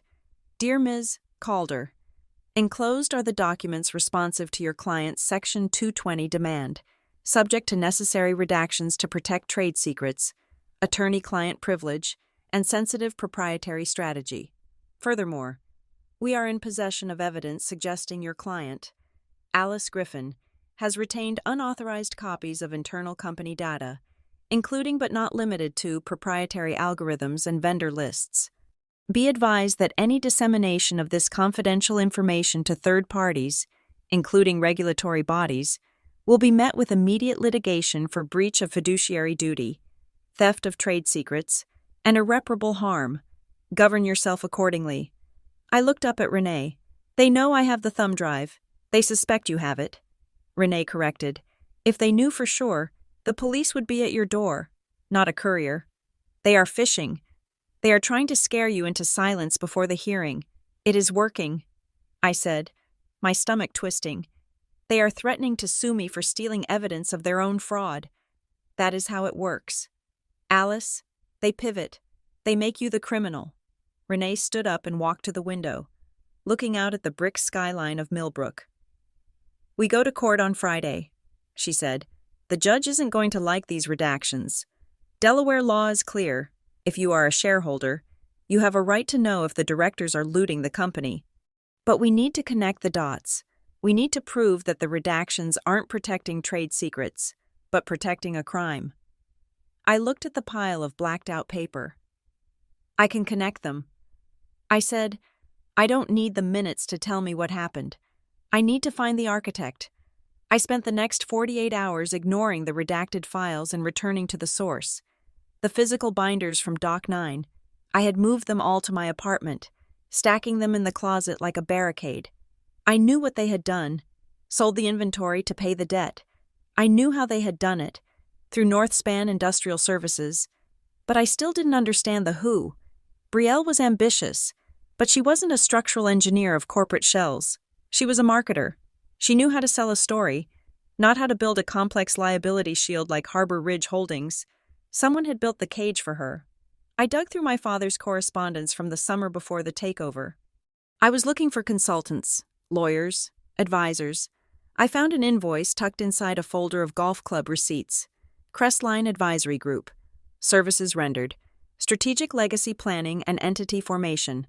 Date, August 15th. Amount, $75,000. August. I froze. Brielle didn't become CEO until October. My father was still in charge in August. I pulled up the metadata on the digital files from the thumb drive, the one I kept in a hollowed-out book on my nightstand. I searched for the payment authorization for Crestline. There it was. Wire transfer number 88,492. Authorized by Edwin Griffin. But then I looked at the IP address of the computer that authorized the transfer. My father's computer in his home study had a static IP. I knew it because I had set up the Wi-Fi. This transfer wasn't authorized from the study. It was authorized from a mobile device. I cross-referenced the date, August 15th. I opened my father's calendar, which I had saved from the old Outlook archive. August 15th. Annual charity golf tournament at Pebble Beach. All day. My father was in California. He was on a golf course, 3,000 miles away from the office. He didn't use banking apps on his phone. He barely knew how to text. But Brielle? Brielle had his passwords. Brielle handled his administrative burdens. She had used his credentials to pay the architects who would design her coup. 2 months before she officially took power, She had made him pay for his own execution. I looked up Crestline Advisory Group. They were a boutique firm in Boston, specializing in distressed asset restructuring. Their website was full of stock photos of lighthouses and compasses. Partner, Marcus Vane. I searched for Marcus Vane, no photos, just a LinkedIn profile that said he helped companies navigate transition. I went back to the Harbor Ridge Holdings Incorporation documents I had pulled weeks ago. The registered agent was a generic service in Delaware, but the organizer? M. Vane. It was a closed loop. Brielle hired Crestline using my father's money. Crestline built Harbor Ridge Holdings. Harbor Ridge Holdings took the company, and now they were getting ready to sell it off. The invitation to the Griffin Harbor Works charity gala had arrived at my parents' house 3 weeks ago. Before I was fired, my mother had forwarded it to me with a handwritten note. Please come. We need to show a united front. I hadn't planned on going, but that was before I knew about Crestline. The gala was at the Harbor Point Maritime Museum, a cavernous space filled with whale skeletons and the smell of old varnish. It was the social event of the season, the one night where the town pretended it wasn't dying. I wore a black dress that felt like armor. I pinned my hair back tight. I didn't check in at the welcome desk.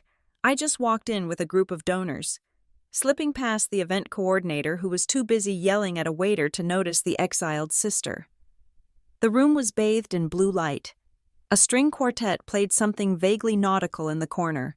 Waiters circulated with trays of oysters. I scanned the room. My father wasn't there. He was still recovering at home, or so the press release said, but Brielle was there. She stood in the center of the room, wearing a shimmering silver gown that made her look like a mermaid who had just eaten a sailor. She was holding court, laughing, touching arms, radiating success, and next to her was a man I didn't recognize. Tall, bald, wearing a tuxedo that fit too perfectly. He was watching the room with the detached boredom of a predator. Marcus Vane. It had to be. But it wasn't just him. I looked at the press riser in the back. Usually, this event drew the local gazette and maybe a lifestyle blogger. Tonight, I saw a photographer with a badge from the Boston Globe.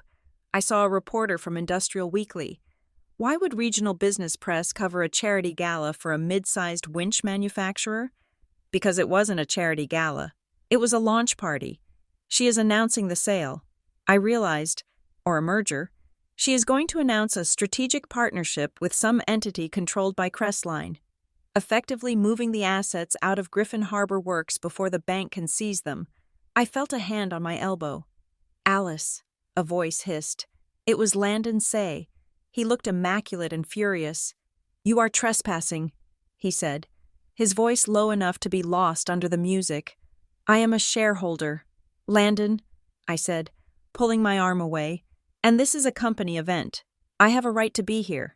You were fired. He said, you have no rights. I looked him in the eye. Where's the minute from the audit committee meeting on September 12th? I asked. Landon blinked. The mask slipped. For 1 second, one fraction of a second, his eyes widened. September 12th, the day the loan covenants were first breached, the day they realized they were underwater. I don't know what you are talking about, he stammered, recovering his composure. You do. I said, you didn't redact it. Landon, you omitted it entirely, because if you included it, even with black bars, the page count would show that you met to discuss insolvency 3 weeks before you claimed the company was healthy. Landon took a step closer. He smelled of expensive gin. You are playing a dangerous game. Alice, you are one girl with a laptop against a machine that grinds people like you into dust. Go home. I am not going home, I said. I am going to find the reporter from the Globe, and I'm going to ask him if he knows who Marcus Vane is.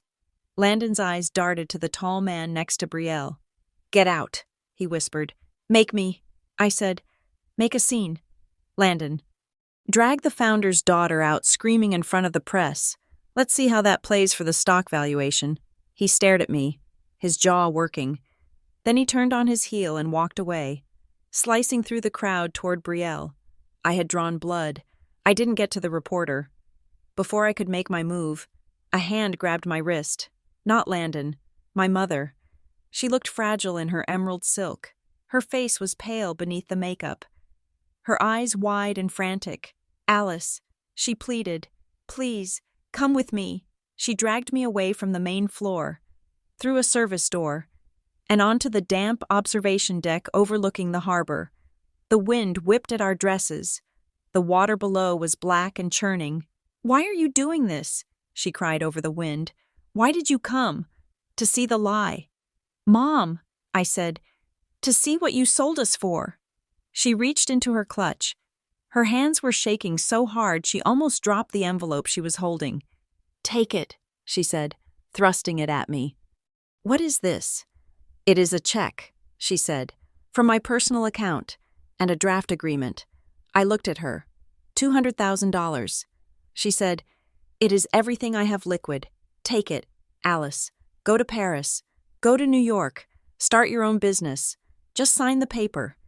The paper was a non-disparagement agreement, a promise to never speak the name Griffin Harbor Works again. "You are bribing me?" I asked, my voice breaking.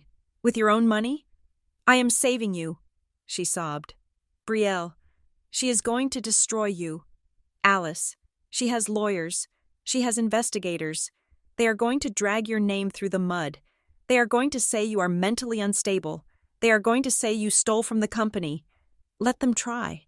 I said, "You don't understand." Marianne grabbed my shoulders. Her grip was desperate. "We are at the edge. Alice, if this deal tonight goes through, we survive. We pay off the debt. Your father gets to retire with dignity. But if you blow it up, if you scare the investors away, we lose everything. The house, the pension, the reputation. The reputation is already gone." "Mom," I said, "it died when you took the consulting fee." She recoiled as if I had slapped her. "I did what I had to do," she whispered. "I chose the family." "No," I said, feeling the tears hot on my cheeks. "You chose Brielle. You chose the lie. You never chose me." I looked at the woman who had taught me to tie my shoes, who had nursed me through fevers. I looked for my mother, but all I saw was a frightened accomplice. "I don't want your money," I said. "I want you to stand up in court on Friday and tell the truth." "I can't," she whispered. "I can't. Then you are on your own." I said. I turned and walked back into the gala. I didn't look back, but I heard her crying, a small lost sound against the vastness of the ocean. I didn't stay for the speech. I didn't need to hear Brielle announce the partnership with Vane's Shell Company. I had what I needed. Landon's reaction confirmed the missing minute was the key. I went back to my apartment. I called Renee. "We need to amend the filing." I said, "We need to subpoena the minutes from September 12th specifically, and we need to subpoena the bank records for Crestline Advisory Group." Renee was quiet for a moment. "You are sure?" she asked. "I am sure." I said. Landon panicked, and I saw Marcus Vane with Brielle. "They are moving the assets tonight." "Renee, we need an emergency injunction. I will draft it," she said. "Be at my office at 7 tomorrow morning. We file as soon as the clerk opens." I hung up. I felt a surge of adrenaline. We had them. I sat down at my kitchen table. I opened my laptop. I needed to prepare the regulator package. Renee had advised against sending it yet, but I needed it ready. If the judge ruled against us, if the injunction failed, I would have to go nuclear. I would have to send everything, the logs, the recordings, the spreadsheets, to the SEC and the FBI. I plugged in the thumb drive. I worked for hours. I organized the files into folders. Proof of insolvency, vendor fraud, unauthorized transfer of control. It was a roadmap of destruction. At 2 a.m, I finally closed the laptop. My eyes were burning. I needed sleep. I hid the thumb drive in its usual spot, inside a hollowed-out copy of Moby Dick on the bookshelf. I left the graduation photo of me and my father, the one taken before the betrayal, on the kitchen table. It was my anchor, my reminder of why I was doing this. I went to the bedroom and collapsed onto the mattress. I fell into a deep, dreamless sleep. I woke up to the sound of a door closing. Soft. A click. I sat up, my heart hammering. The digital clock read 4:30. "Hello?" I called out. Silence. I grabbed the baseball bat I kept under the bed, a precaution I had never thought I would actually need. I crept into the hallway. The apartment was dark. The streetlights outside cast long, skeletal shadows across the floor. I checked the front door. It was unlocked. I had locked it. I remembered locking it. I remembered the sound of the deadbolt sliding home. I turned on the lights. The living room was exactly as I had left it. The binders were still stacked in the closet. My laptop was still on the table. My purse was on the chair. Nothing was trashed. Nothing was broken. I ran to the bookshelf. I pulled down the copy of Moby Dick. I opened it. Empty. The hollowed-out square where the thumb drive had been was empty. Panic, cold and sharp, spiked in my chest. I ran to the table. My laptop. I opened it. It turned on. The files were still there on the hard drive. They hadn't taken the computer. They hadn't wiped the local data. Why? Why take the drive but leave the computer? Then I looked at the kitchen table. My graduation photo. It wasn't standing up. It was lying face down. I reached out and picked it up. On the back of the frame, someone had written in thick, black marker, "Last warning." I dropped the frame. The glass shattered. They had been in my house while I slept. They had stood over me. They could have hurt me. They could have killed me. But they didn't want to kill me. They wanted to terrorize me. They wanted me to know that no door was locked tight enough, that they could reach me anywhere. They took the drive to show they knew where I hid my secrets. They left the laptop to show they didn't need my data. They just needed my fear. I stood in the center of the room, shivering violently. I looked at the shattered glass of the photo. I looked at the black marker scrawl. I thought about my mother on the balcony, offering me money to run away. I thought about my father in the hospital, his voice trembling on the voicemail. They said they'd come for you next. They had come. I walked to the door and threw the deadbolt. I dragged a chair under the handle. I went back to the table. I picked up the phone. I didn't call the police. The police would take hours. They would file a report. They would call it a burglary. I called the only person who could actually stop this. I called Renee. They broke in. I said, my voice steady, "Cold as the harbor water. Alice, are you hurt?" "No." I said, "They took the drive. They left a threat." "Call 911, Renee said. "No." I said, "That is what they want. They want me to be the victim. They want me to be scared." I looked at the empty space in the book. "Do we still have the hearing tomorrow?" I asked. "Yes, but without the drive. I have copies. Renee, I have copies on the cloud. I have copies on the laptop. They didn't stop anything. They just made a mistake." "What mistake?" "They made it personal." I said. I looked at the black marker. "Last warning." I picked up a shard of glass from the broken photo frame. I squeezed it until I felt a pinch of pain, grounding me. "I will see you at 7. I said. "And Renee?" "Yes?" "Add a claim for intimidation, and bring the marshals." I sat on the floor of my living room, surrounded by the shards of my broken picture frame. The adrenaline that had spiked when I found the intruder's message was fading, replaced by a cold, crystalline focus. They had made a tactical error. A common thief steals for value. A desperate enemy steals for survival. By taking the thumb drive, they admitted that the files on it were lethal. But by leaving the laptop, they showed they didn't understand how data worked. They thought the object was the threat. They didn't understand that the truth wasn't a physical thing anymore. It was a sequence of ones and zeros, and I had already dispersed it like dandelion seeds in the wind. I wasn't a victim. I was a strategist. And a strategist knows that when your opponent overextends, you don't retreat. You advance. I grabbed a fresh notepad. I wrote down the inventory of my arsenal. 1. The cloud backups. I had uploaded the encrypted files to 3 separate servers the moment I got them. 2. The paper trail. The binders in my closet were heavy, physical, and harder to steal without a moving truck. 3. The human element. I picked up my phone. It was 4 in the morning. I dialed Tessa Moreland. She answered on the second ring, her voice thick with sleep, but instantly alert. Alice? They broke in. I said, they took the drive. There was a pause. I heard the rustle of sheets, then the flick of a lighter. Are you okay? She asked. I am fine, but I need to know if you are safe. Do they know about you? I don't think so, Tessa said. I am just the lady who yells at forklift drivers. They don't look at me. Do you still have the source logs? I asked. Not the ones you gave me. The originals. Alice, she said, her voice dropping. I have been backing up the system to an external hard drive every Friday for 5 years. I have every shipment, every deletion, every time Brielle overrode a safety protocol. I keep it in a fireproof safe at my sister's house in Vermont. Bring it, I said. To where? To court? The Millbrook City Superior Court was a fortress of granite and mahogany, designed to make human problems feel small. I stood next to Renee Calder at the plaintiff's table. My hands were folded. I wore the same navy suit I had worn the day I was fired. On the other side of the aisle sat the Legion. Landon Say was there, flanked by 3 attorneys from his Manhattan firm. They looked bored. They looked expensive. Brielle wasn't there. She was attending to critical business matters. The judge, the Honorable Evelyn Vance, adjusted her glasses and looked down at the motions. She was a woman known for her patience with complex litigation and her intolerance for gamesmanship.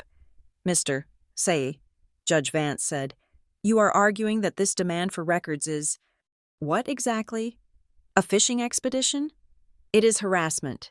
Your Honor, Landon said. Standing up, he smoothed his tie. The plaintiff is a disgruntled former employee and an estranged family member.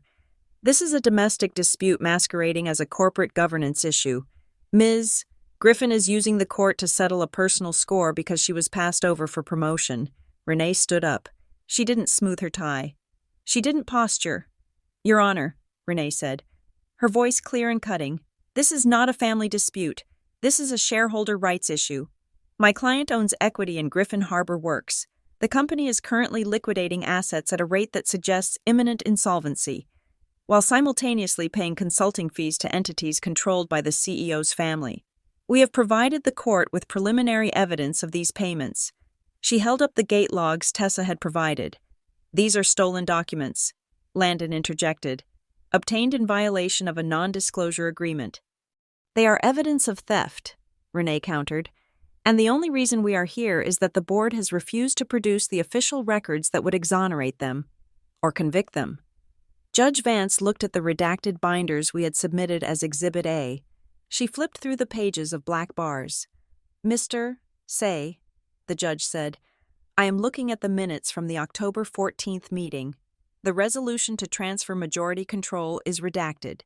That is sensitive strategic information, Landon said. It is the core of the complaint, the judge snapped. You cannot hide the transfer of the company behind a redaction bar and call it a trade secret. She closed the binder with a heavy thud. The court finds that the plaintiff has established a credible basis to suspect mismanagement. The defense's argument that this is a family dispute is rejected. Griffin Harbor Works is a corporation, not a Thanksgiving dinner. You are subject to the laws of this state. She looked directly at Landon. You have 24 hours to produce the unredacted minutes of the October 14th meeting, the September 12th Audit Committee meeting, and the full text of the Seabright Capital loan covenants. If I see one black bar on those pages, Mr. Say, I will hold you in contempt and I will sanction your firm. Landon's face remained impassive, but I saw his hand twitch at his side. Court is adjourned. The documents arrived electronically the next morning. No courier this time, just a secure link sent by Landon's paralegal at 8 o'clock. I sat in Renee's conference room. Tessa was there, drinking coffee from a styrofoam cup. Renee was projecting the files onto the wall. Let's see what they were hiding, Renee said. She opened the file. Board minutes, October 14th, unredacted. We stared at the screen. The resolution was standard legalese. Resolved, that the Class A shares held by Edwin Griffin be transferred to Harbor Ridge Holdings, LLC. But then we scrolled down to the signature page. There it was. Edwin Griffin. His signature. It was shaky, the loops of the G slightly distorted. But it was there, and next to it, the timestamp of the electronic notary. October 14th, 10:45 in the morning. I felt the air leave the room. I pulled the medical records from my file, the ones I had found in the storage unit, Mercy General Hospital, anesthesia record, patient, Edwin Griffin. Induction of general anesthesia, 8:15 in the morning, extubation/wake-up, 1:30 in the afternoon. I stood up. I walked to the screen and touched the signature. He was under. I whispered. He was unconscious. He couldn't have signed it, Tessa said. Renee shook her head. It is not just that he couldn't have signed it.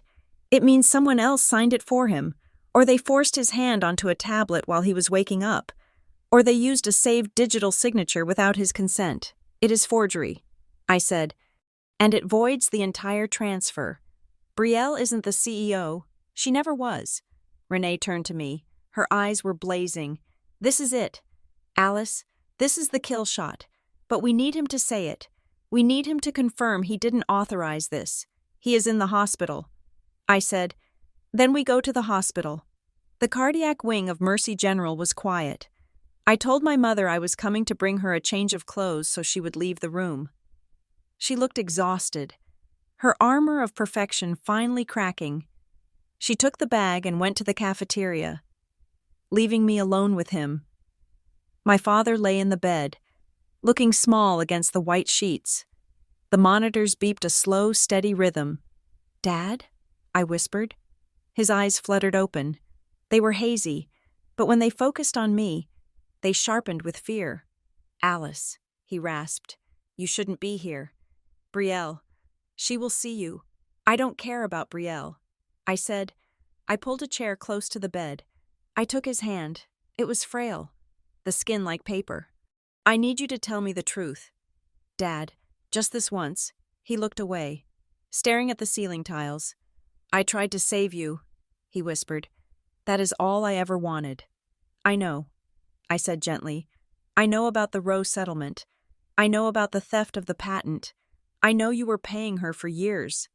He stiffened. A tear leaked from the corner of his eye and slid into his hairline. I was a young man.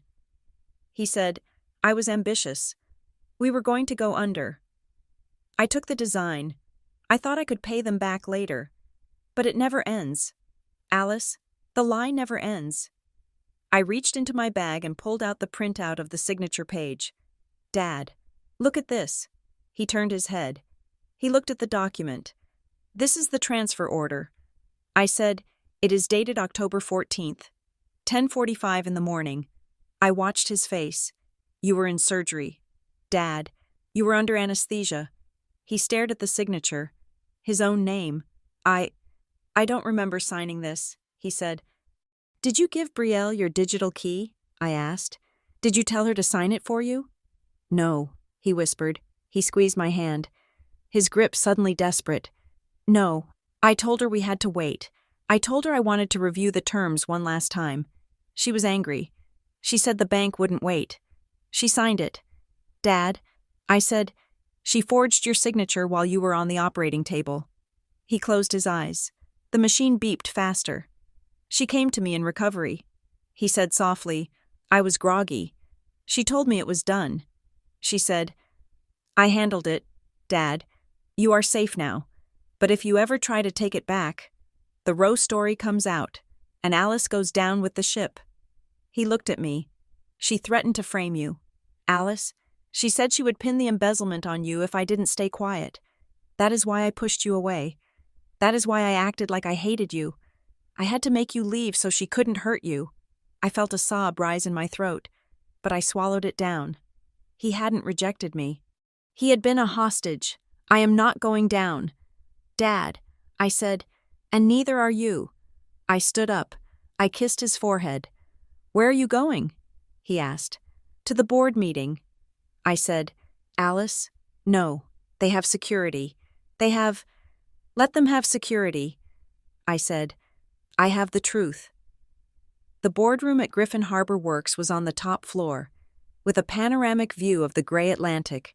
It was a room where I used to play under the table while my father ran meetings. Now, it was the stage for the final act. Renee, Tessa, and I walked through the lobby. The security guard, Paul, stepped forward to stop us. "I am sorry. Ms. Griffin," he said, "I can't let you up." Renee handed him a court order signed by Judge Vance an hour ago. "This is an order compelling immediate inspection of corporate records and attendance at the shareholder meeting." Renee said, "Interfere with this, Paul, and you will be answering to the U.S. Marshals parked outside." Paul looked at the paper. He looked at the black SUV visible through the glass doors. He stepped aside. We took the elevator up in silence. The numbers ticked up. 1, 2, 3, 4. The doors opened. We walked down the hallway. I could hear Brielle's voice through the double doors. She was pitching a transformative partnership that will unlock the value of our legacy assets. Crestline Advisory Group brings the expertise we need to pivot. I didn't knock. I pushed the doors open. The room froze. There were 12 people around the long oval table, the board of directors, Landon Say, a representative from Seabright Capital, and at the head of the table, Brielle. Next to her sat Marcus Vane, Alice. Brielle said, her voice icy, "You are interrupting a private session. Security, sit down." "Brielle," I said. My voice wasn't loud, but it carried across the room. Landon jumped up. "This is trespassing." Renee stepped forward and slammed the court order onto the table. It made a sound like a gunshot. "It is a court-ordered attendance," Renee said. "Sit down, Mr. Say, before I add obstruction of justice to your file." The room was deadly quiet. The board members looked at each other, confused. The Seabright representative, a man with cold eyes named Mr. Sterling, leaned forward. "What is this?" Sterling asked. I walked to the front of the room. I stood opposite Brielle. She looked perfect, composed, but I saw the tremor in her hands. "This is the end of the lie," I said. I placed the stack of documents on the table. For the past 8 months, this board has been told that the company is restructuring for efficiency.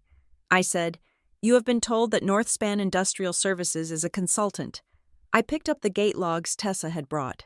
Northspan is a fence. I said, "These are the security logs. Every time we pay Northspan, a truck leaves the facility with inventory. We aren't selling strategy. We are selling the copper out of the walls to pay the interest on the Seabright loan." Landon tried to speak. "That is a misinterpretation of—" I cut him off. "And this deal?" I pointed to Marcus Vane. "The sale to Crestline? It isn't a partnership. Crestline is the entity that created Harbor Ridge Holdings. You are selling the company's assets to the same people who helped steal the company from my father. It is an extraction. You are stripping the carcass before the bank can foreclose." "Mr. Sterling looked at Brielle. "Is this true?" "It is a fabrication," Brielle shouted, losing her cool. "She is unstable. She is jealous because our father chose me." "Did he?" I asked. I took out my phone. I connected it to the Bluetooth speaker system in the center of the table. Brielle lunged for the phone. "Stop her!" Tessa stepped in front of her. Tessa was 6 feet of warehouse muscle. She didn't move. "You sit down." "Brielle." I pressed play. My father's voice filled the room. Raspy, broken, terrified. "They said they'd come for you next." I tried to undo it. I tried to call the bank. But Landon was there. He took the phone. The recording ended. The silence was absolute. I looked at the board members. I saw the horror on their faces. They weren't villains. They were just complacent. And now they were awake. "He sounds confused," Landon said. "Desperate now. He is a sick man. He doesn't know what he is saying. He knew enough to know you took his phone." "Landon," I said, "but I have one more thing." I said, I picked up the final document, the unredacted minutes, and the medical record. I slid them down the table to Mr. Sterling, October 14th. I said, the day the company was transferred. The timestamp on the signature is 10:45. I looked at Brielle. My father was under general anesthesia from 8:15 to 1:30. Sterling looked at the papers. He looked at the timestamp. He looked at the medical log. He looked up at Brielle. This signature is invalid. Sterling said.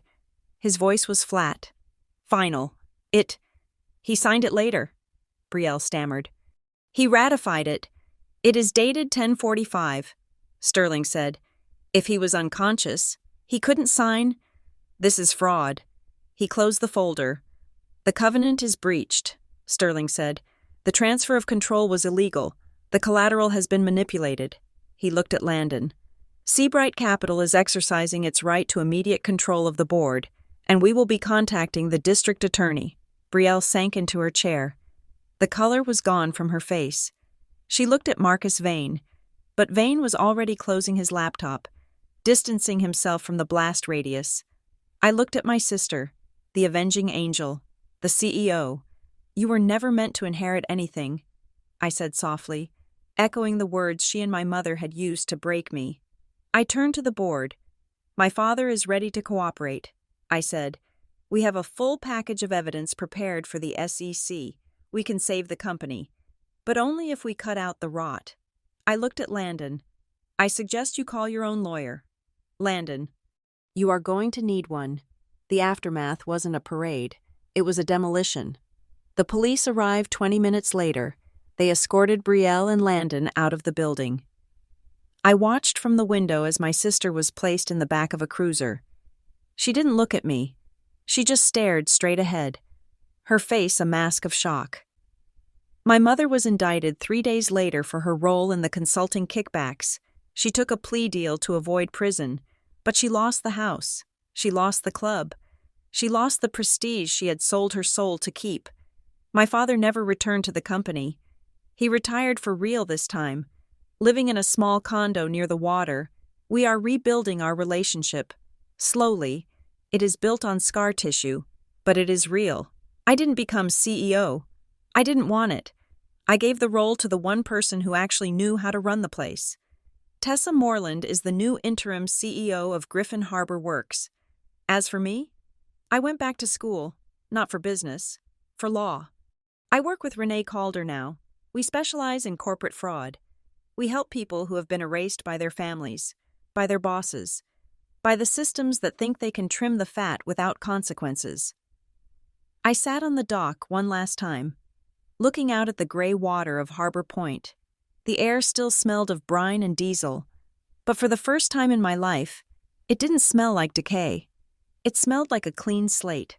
I took the graduation photo, the one with the cracked glass, out of my bag. I pulled the picture out of the frame. I looked at my father's smile, and my own hopeful eyes.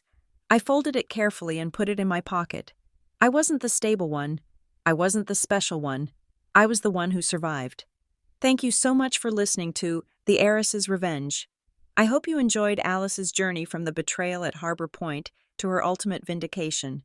It's been a thrill to write this story for you. I would love to hear from you. Please comment below and tell me where you are listening from. Are you in the US, Europe, Asia, or somewhere else? If you enjoyed this story, please subscribe to Revenge Stories so you never miss an episode. And don't forget to share your thoughts in the comments in English. What did you think of Brielle's downfall? Did the ending satisfy you? Until next time, keep reading.